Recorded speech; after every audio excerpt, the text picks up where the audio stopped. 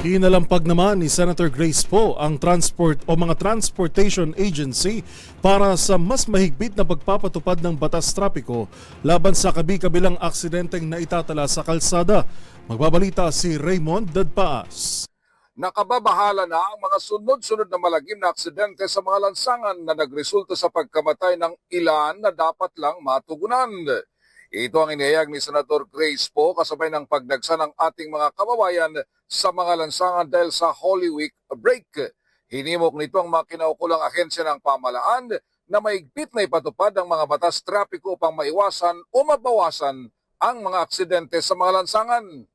Ayon kay Poe, dapat ay may koordinasyon ng mga transportation agencies sa mga local government units o mga LGUs para sa mahigpit na implementasyon ng mga batas trapiko. Bilang isa sa mga remedyo, muling iginit ng Senador ang pag-aproba sa kanyang panukalang batas para sa pagbuo ng Independent Transportation Safety Board.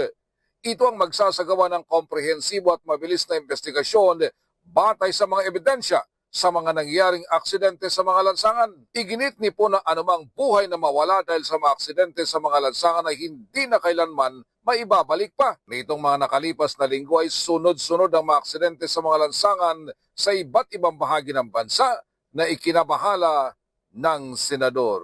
Para sa MBC TV Network News, ito si Raymond Dadpaas ng DZRH. Una sa Pilipinas, una sa Pilipino.